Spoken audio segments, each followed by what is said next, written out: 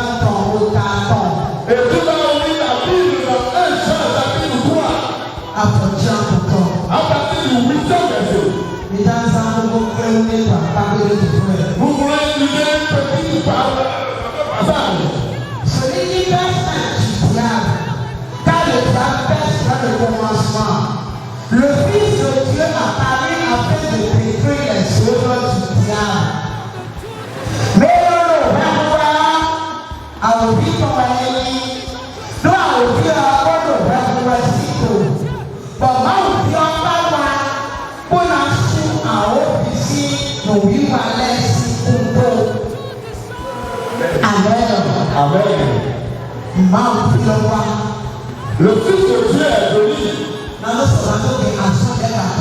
venu pour détruire les feux du diable. C'est la partie que nous voulons utiliser. Le Fils de Dieu est venu pour détruire le feu du diable. Et nous voulons demander les voix au sol.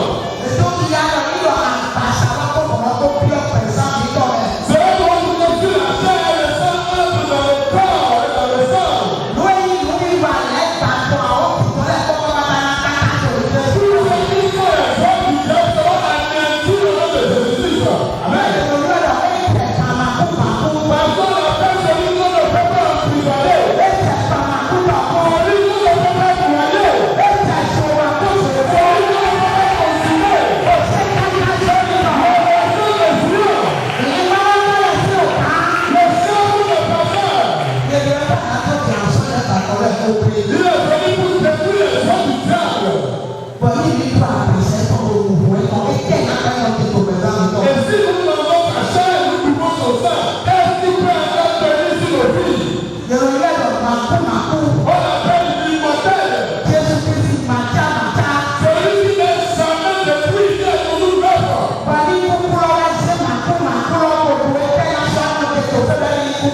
Let's go.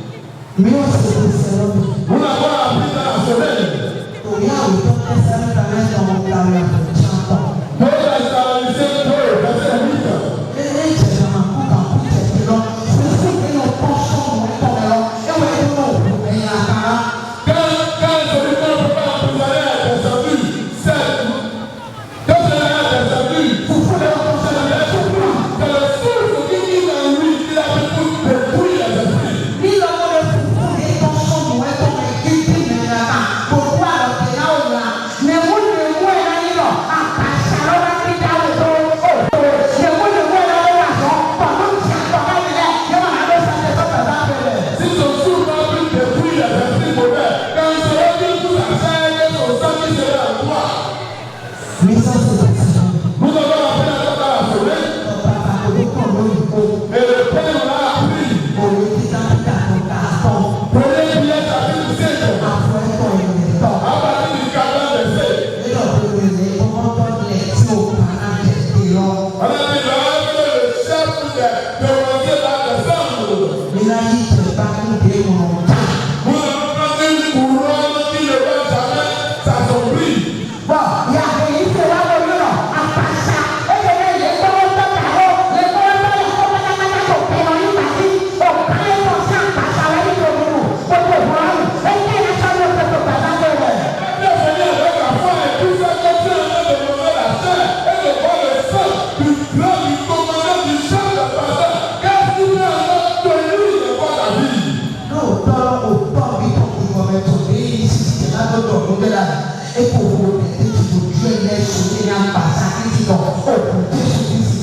Parce que notre Père spirituel que j'avais appelé son nom avec les frères a déjà invoqué l'Esprit de Dieu de le pain et l'eau en sang et en chair du Christ.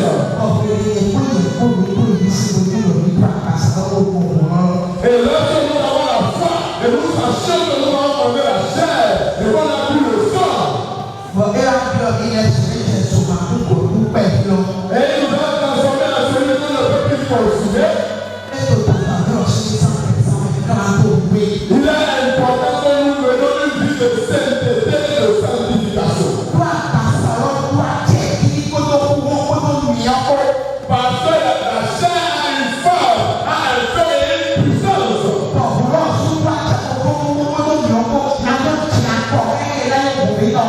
Et ce sang a fait une force et une puissance et un feu à lui pour pouvoir s'alancer avec notre foi.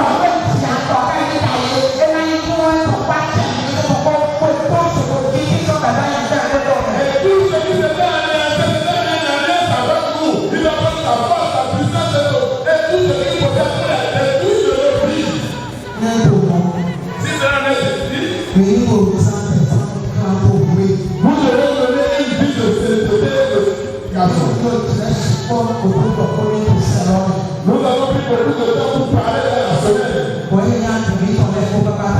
Alors, tout le paroisse. Et une minute suffit d'écouter le voix. Et pour avoir le vie en celui qui a écouté. Quand on mangeait ce pour le repas.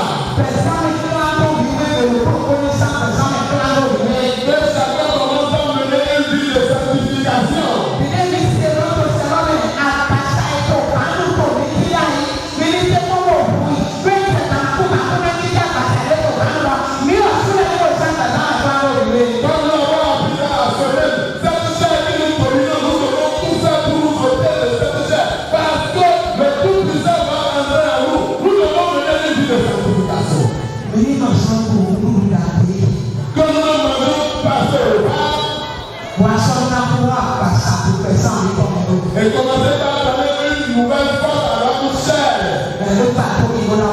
Et si je fais quelque chose de pas une fois dans le route, je ne l'aime jamais pardonner. Est-ce que ça peut pas encore à nous? Est-ce que ça peut pas existe encore? Je ne l'aime jamais lui demander pardon. Est-ce que c'est un présent ici? Je ne l'aime jamais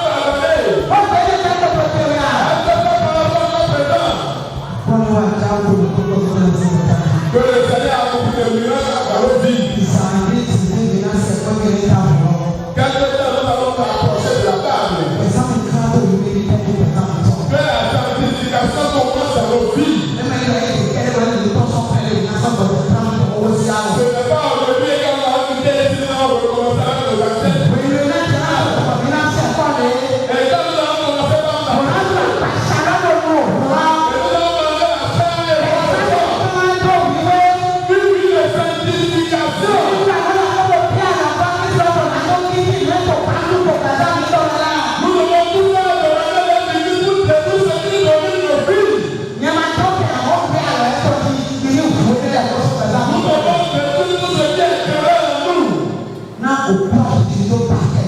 afin que la mort civile disparaisse.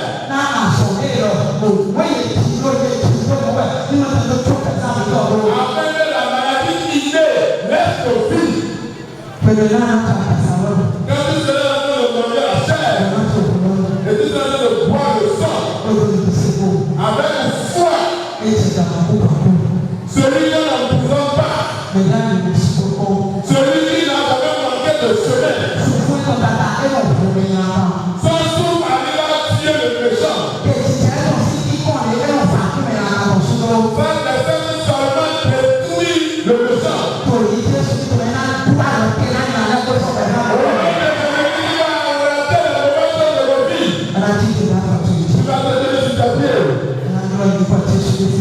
Et tu vas